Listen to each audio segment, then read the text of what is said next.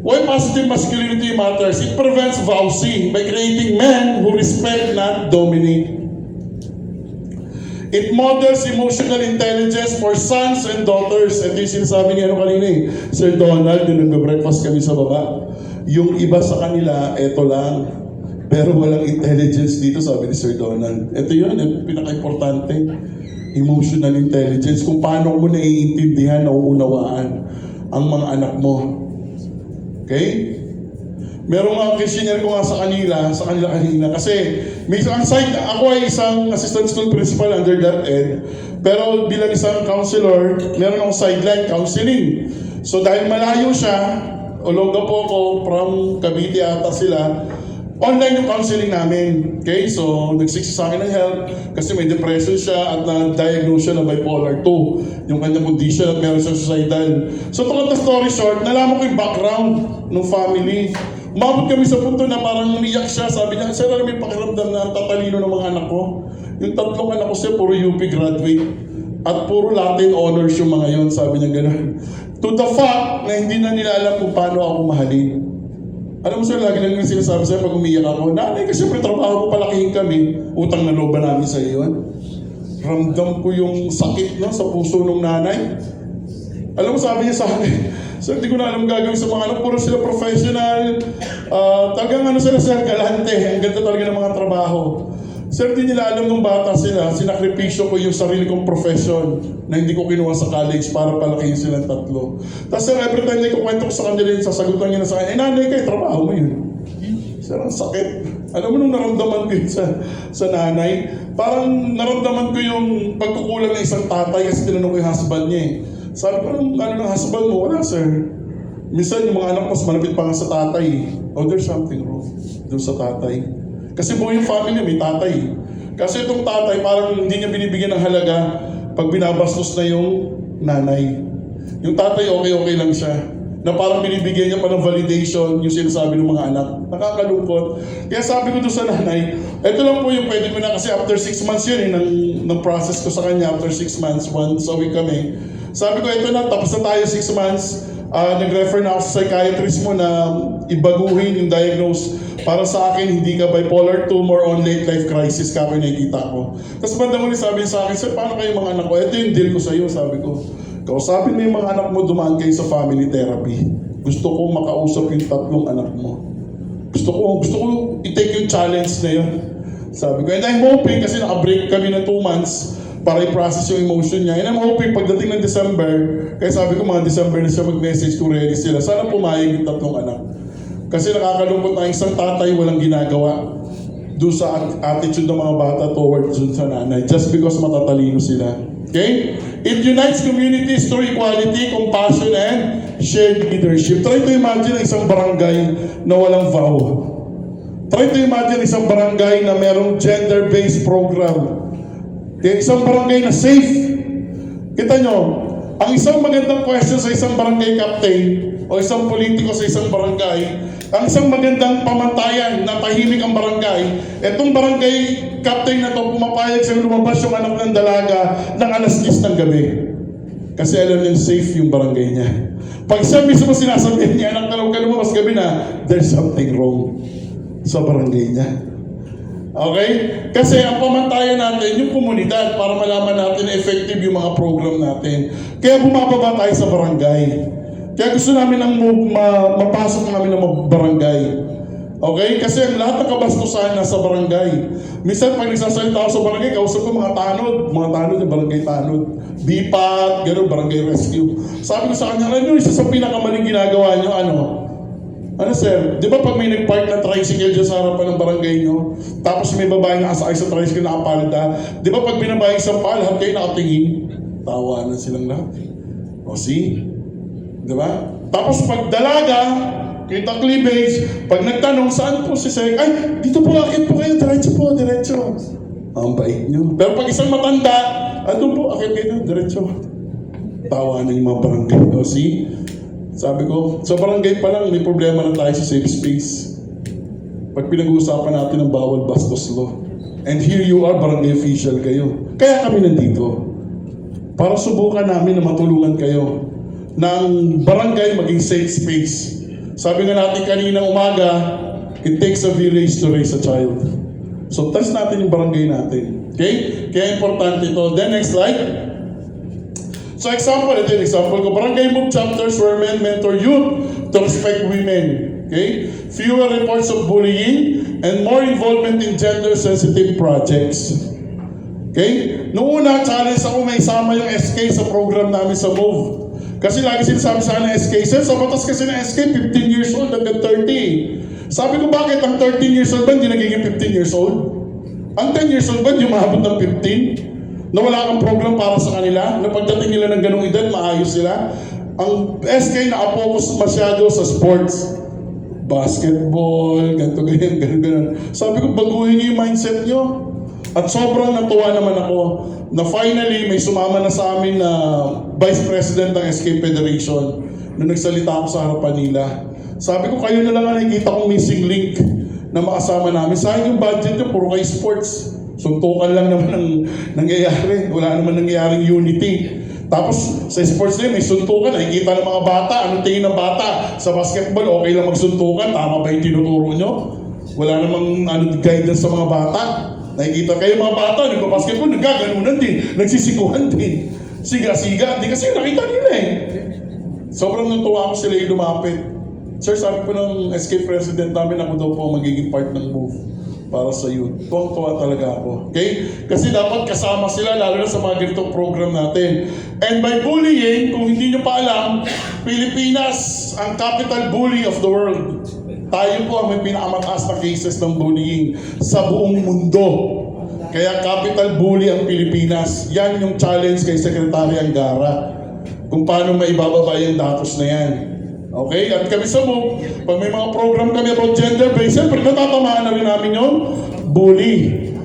Lalo na pagdating sa mga LGBT na usapin. Okay? Merong isang school ako dati, teacher pa lang ako. Pagpasok ko sa school, nagulat ako, sarado.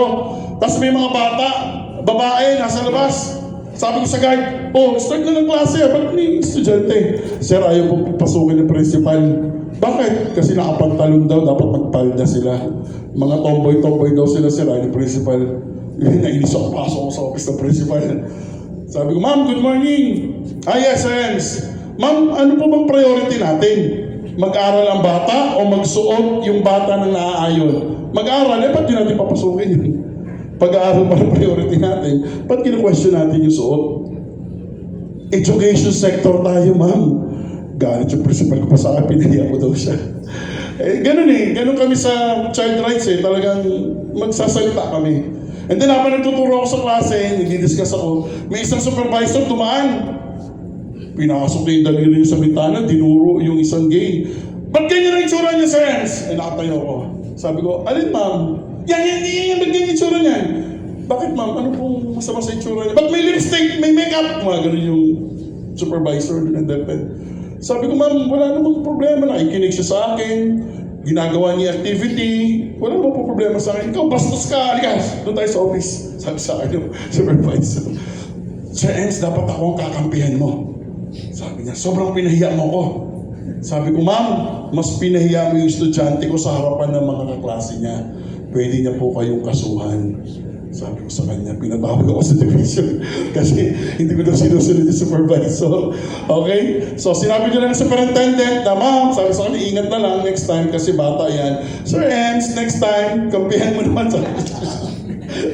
Sabi ko, ano magagawa ko? Siyempre, child rights advocate ako Wala namang ginagawa yung gay, naka-full makeup siya, okay sa akin. Kasi nakikinig naman Nakaka-distract pa siya ng klase ko, no! Nag-aaral mabuti. Takto ko nga yun sa klase. Tapos babastusin mo just because naka-makeup. Di ba? Yun yung pamantayan ko. So yung mga ganong klaseng usapin, malaking tulong sa community kung tayo maninindigan bilang MOVE. Kaya sabi ko, kami mga movers, malalim ang aming pinag-uugutan. We always stand. Kaya ako, di ako napopromote. Ilang taon ako sa DepEd.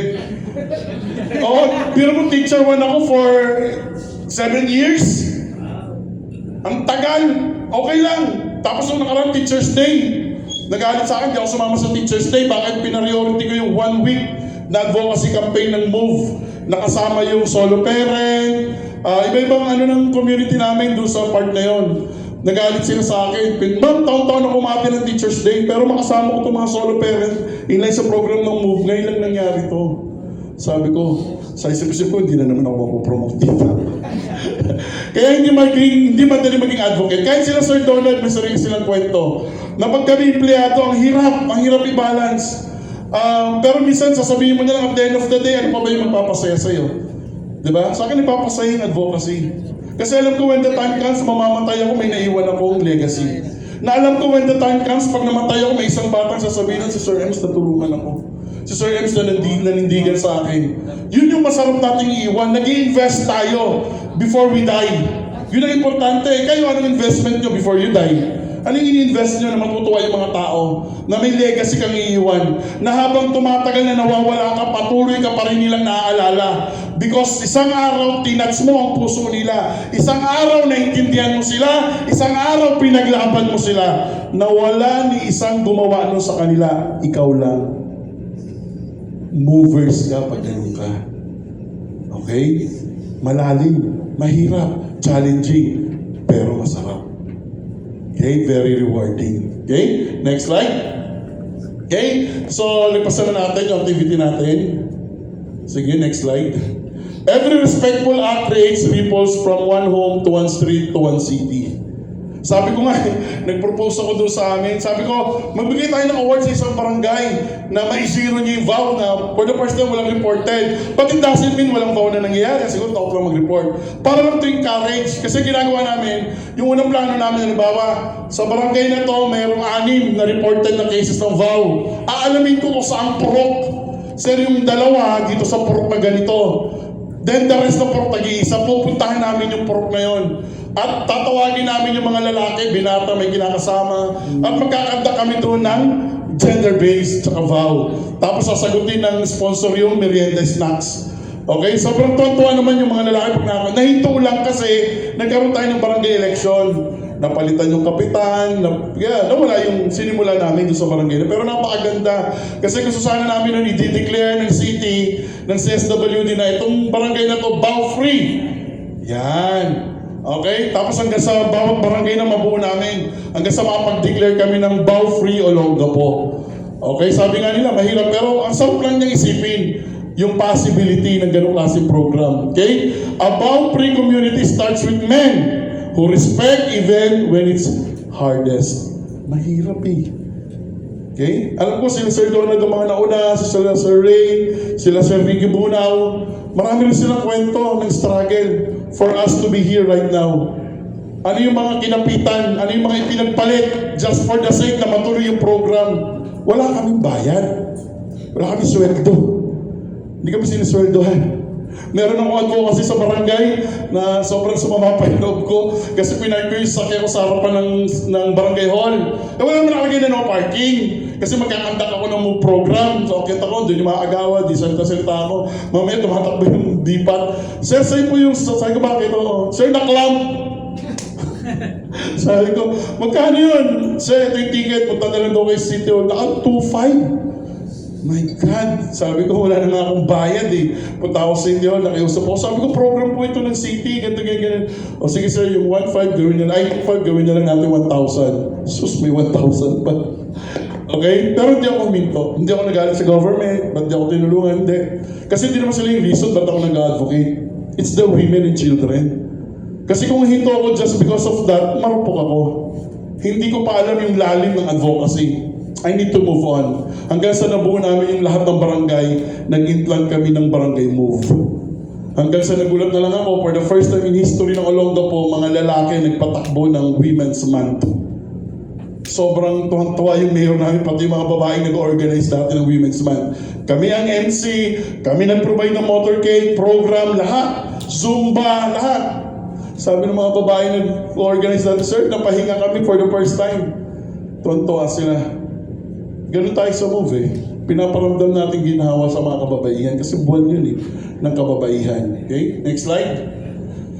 Positive masculinity again for strength to compassionate leaders. So, leadership is about commanding, it's about understanding. Okay? Isn't about commanding, it's about understanding. Real men lead by example, not by intimidation. Kaya kung sa pamilya, real man ka, base sa concept ng move, then, ito yung tinuturo mo sa mga anak mo. You lead by example, not by intimidation. Okay? Next slide. In relationships, equality means partnership. Love is not about control, it's about consent, communication, and care. Minsan nagtataka ako sa ating mga lalaki. Biro nyo nung binata kayo, nakita nyo yung misis nyo for the first time, gandang-ganda kayo. Crush na crush nyo. Hindi ka makatulog sa gabi. Iniisip-isip mo siya. Nagkaroon ka ng lakas ng loob. Pwede bang umakit ng ligaw? Pumayag, tuwan-tuwa ka. Naligo ka, naghilod ka, pinaligo mo yung pabango. Umakit ka ngayon doon sa bahay. Pumayag yung magulang na mag-date kayo for the first time. Inalalayan mo pababa ng hagdan. Ako, hawak-hawak mo yung kamay. Dandahan. Tapos medyo natapilok. Oh, loko na to. Nasaktan ka ba? Lambot na lambot ka sa kamay. Nung naging asawa mo na, may anak na kayo. Diba? Naglakad yung miso mo, natapilok. Tanga-tanga ka kasi, di mo tinitignan yung dinadahanan mo eh. Diba? Dati tuwang-tuwa ka, holding hands kayo. Proud na proud ka, pasway-sway ka pa. Tapos pag nagdidikit yung braso niyo, ako, bako. Lakad kayo dalawa, tuwang-tuwa ka.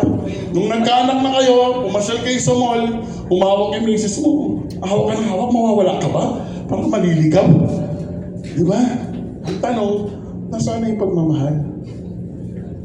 Nasaan na yung unang araw na nakita mo siya na tumibok yung puso mo para sa kanya? Nasaan na yun? Ba't nawala? Anong nangyari? Diba? Kasi ang pagmamahal na paniniwala ko hindi siya nawawala. Nandiyan yung pagmamahal. Anong nangyari? Ba't nawala? Kaya nga bilang lalaki, dapat love is not about control. Okay? It's about consent, communication, and care.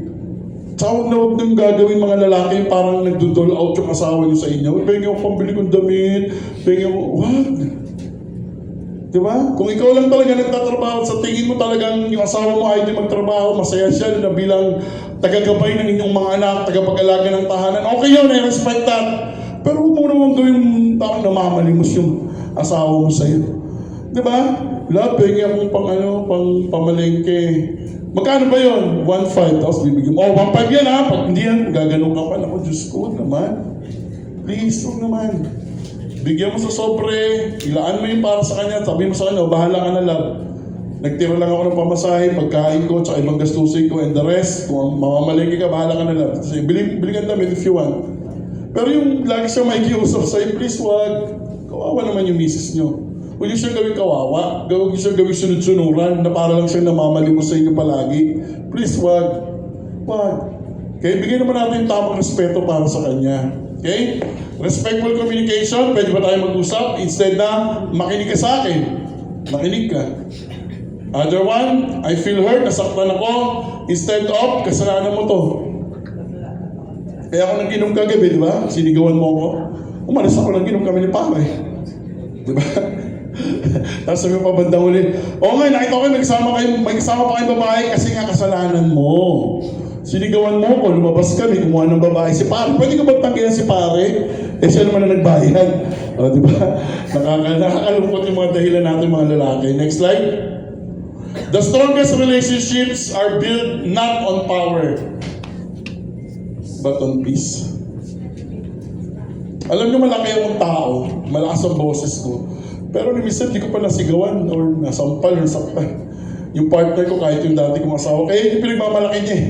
Na ganyan-ganyan yan sa EMS. Pero sa 10 years namin, minsan hindi pa ako sinaktan yan. Hindi pa ako sinigawan yan. Hindi ko sinasabi siguro because I'm a mama's boy. Kasi mag-isa lang ako pinalaki ng mami ko. Hindi ko siguro yun yung reason, kaya malaki respeto ko sa babae. But definitely, minsan naglalaro yan at nagpa-process yan sa isip natin. Diba? Kung sino ba tayo bilang asawa at sino ba tayo bilang tatay. Next slide. Okay. Building brotherhood to change. Okay. Sa personal mo, okay, practice self-control and empathy. Pag alam mo magagalit ka na, count 1 to 5. Yan, very effective yan sa amin. Sa mga mindfulness, yan. Sa mga meditation. Count 1 to 5 bago ka mag-react. Pag dinakdakan ka ng asawa mo, close your eyes, count 1 to 5. Inhale, exhale. Okay? Apologize when you hurt someone. When was the last time na nag-apologize kayo sa asawa niyo? Love, pasensya na. Mahal, pasensya ka na. Sorry. Okay? Family, share duties, makinig at sumuporta. Okay? Alam nyo, nakakalungkot kasi may pag-aaral ngayon na etong generation na to, ang pinaka-challenging daw na magtayo ng pamilya. Swerte na daw kung umabot ng 10 taon ang pamilya. Swerte na daw. Nakakalungkot. Kita nyo, gulat ako minsan, kinuwento sa akin, pamilya sila ha, may group chat. Tapos sa group chat, sasabihin daw ng nanay, o luto na, kumain na kayo. Sa group chat, tapos walang kakain. Walang kakain. Iba, bababa lang pag gusto kumain. Ang tanong, magbabago na rin kayo ang definition ng family. Na nung araw, sabay-sabay kayong kumakain. Kaya nga sabi ko sa inyo, hindi nagbago ang mga bata, hindi tayo nagbago, environment. Natalo tayo ng environment, technology. Masyado tayo nag-rely sa technology. Okay? At ang pinakamalungkot na nangyayari sa akin when it comes to family, broken family. Minsan may kausap akong dalawang couple na gusto maghiwalay. Eh, hindi ko na siya kaya eh, ganyan eh. Sa akin, sabi ko sa kanila, okay, I get it. Gets ko. Hindi mo naman talaga siya mahal, siguro nabuntis mo lang, masyado to that effect, gusto niyo maghiwalay. Wala akong pakialam dyan, maghiwalay kayo kung gusto niyo. Pero ito ang tanong ko. Alam ba ng mga bata na pag-gising nila, wala na silang tatay? Wala na silang nanay? Inisip niyo muna ba paano yung mga bata pag naghiwalay kayo? Sila ba yung priority niyo? O inisip niyo na muna yung sarili niyo na hiwalay na kayo? Sino sa inyo ang nagsabi sa anak niyo na, "Nak, si Papa to ha, maghihiwalay kami ni Mama, pero mahal na mahal ka ni Papa. Love na love ka ni Papa. Pag kailangan mo si Papa, magme-message si Papa ha." Sa nanay, ganun din, "Nak, love na love ka ni Mama. Si Papa lang, tsaka si Mama may problema. Nak ha, love na love ka ni Mama." Ginawa niyo ba yun? And then they both cried. Tapos magiging masaya kayo yung anak niyo, tingnan niyo magiging buhay. Diba? Priority nyo sarili nyo. Pero yung anak nyo, hindi man lang nyo binigyan ng prioridad. Dahil maghihiwalay kayong dalawa. Nakakalungkot when it comes to family. Kasi sa family, ibig sabihin nito, Father and Mother, I love you. Wala na. Diba? Yan nakakalungkot. Kasi ang daling mag-desisyon, maghiwalay tayo, hindi na kita mahal, ayoko na sa'yo. Madali yun eh. Pero yung mga bata, paano may paprocess yun? Na pag-gising niya ng umaga, wala na siyang tatay, wala na siyang nanay. Dadalhin na siya sa lola or sa tita, yun yung mag-aalaga sa kanya. Tapos mababalitaan niya, may anak ng iba si nanay, may kinakasama na rin si tatay na iba. Ang tanong ng bata, mahal pa kaya nila ako? Kasi may anak ng iba eh. Alam pa ba ni tatay na may anak siya? O ni nanay? Di ba? Makakalungkot, pero sa parent, ang daling decision niya. And then community, model not violence, and volunteer for advocacy. We encourage you to be part of us. Lalo na kayo mga lalaki, be one of us. Please, volunteer yourself. Tulungan nyo kami na maibaba natin yung mga ganitong cases. Tulungan nyo kami na magkaroon ng maraming lalaki na katulad natin. Tulungan nyo kami na baguhin natin kung ano yung nakalakihan natin. At ilagay natin sa tama kung ano yung nararapat. Okay? Join Move! Ito yun. Diba? Campaigns, mentor young men. Okay? Sa national level, advocate for gender equality laws. Ako meron akong topic na nakaranton pa yung mga lalaki. Ang topic ko kasi, men are victims too. Ganon. Pero delicate na topic yun, kaya hindi ko binibigay sa iba yung presentation. Kasi ayoko maisip na parang i-dominate ng men and then yung mga babae makakalimutan na ayoko yun. Pero meron ako isang topic na sinabi ko sa kanila na ilang buwan ang maternity leave? 120 days, sabi nila. Good. Ilan lang ang allowable sa lalaki? Sir, 7 days. Now, when it comes to gender, di ba? Ang 7 days ba nararapat para sa isang lalaki na gusto niyang tulungan yung asawa niya? Hindi ba dapat at least a month para matulungan niya yung asawa niya? Kasi yun yung purpose sa 7 days eh. Para daw habang di pa nakakakilos yung babae at yung lalaki, sa paternity leave niya, matulungan niya yung babae. Sabi ko sa ating mga lalaki, kung totoo tunay na lalaki ang ginagamit ko rito yung move na lalaki. Real men. Hindi yung old version. Yung real men. Okay? Masarap tignan sa isang pamilya na lalaki ang may hawak sa baby. habang nagpapagaling, nagpapalakas si mami. Okay? Kasi bakit? Yung isang buwan na yung malaking bagay yung nurture scent ng tatay sa anak. Okay? Yung nurture scent ng pagiging tatay, nagbibigay ito ng kahalagaan sa isang bata. Tapos may sumagot, Sir, paano kung kabit niya yung nabuntis? Yun. Sabi ko na lang, it's a different story. But definitely, kung ako mag-advocate niya, siyempre gusto ko, hindi yun. Kasi nilalagay nga natin sa tama eh. So ito yung mga parang, sabihin na lang natin na suntok sa buwan, pero yung galing natin mga lalaki, tayong move nagkakaisa, nakikita ito ng Congress, nararamdaman ito sa community, na ang laki pala ng impact ng lalaki, hindi malayong mangyari, na yung privilege na yun may bigay din sa atin. Kasi may impact na tayo sa family. Ramdam na tayo ng asawa natin. Ramdam na ramdam tayo sa loob ng pamilya. Okay? Next slide, sir. Okay, sa amin sa mo, meron kaming Young Voices for Change, mga kabataan, as I mentioned kanina, na tinuturuan namin magsalita, tinuturuan namin sila maghanap ng trusted adult. Yung isang pinag-practicean ko, parang pilot na isang school, nagulat ako, out of 41 participants na babae, parang participants na lalaki, parang nasa 8 lang eh. Okay, so majority babae. Nung last day ko ng talk, sinabi ko na okay, may dalawa kayong choice.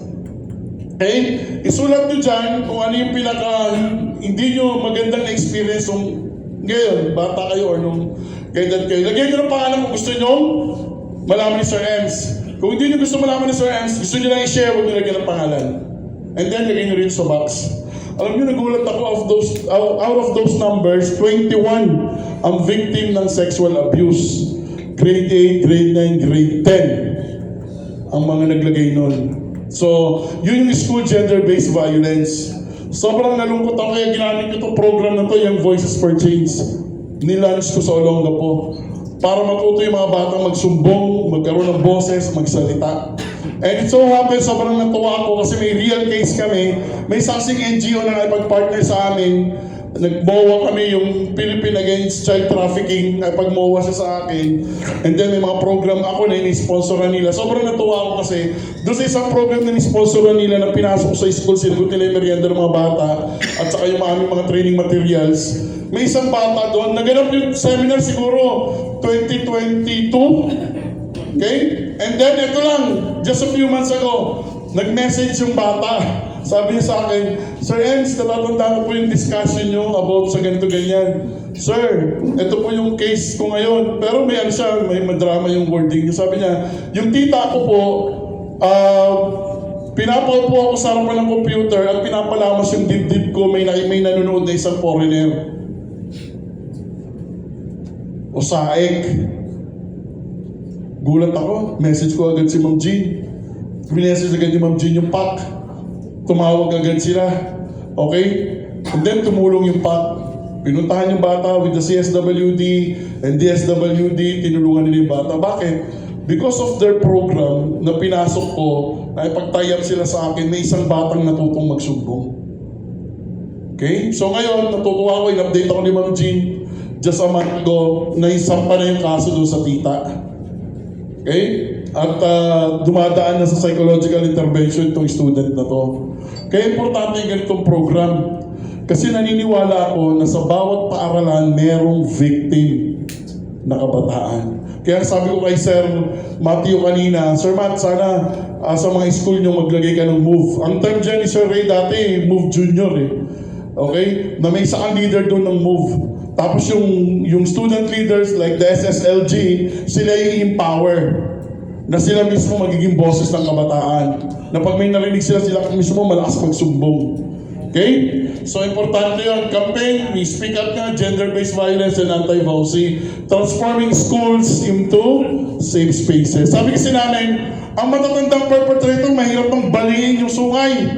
Pero yung mga bata pa lang, sarap niya ni-train kung paano respeto sa mga babae. Okay? Lalo na pag lalaki, alam niya na masama pala yung nakikita na ginagawa niya ng tatay niya, na lagi sinasaktan yung nanay niya. Na because of those training, nalaman niya.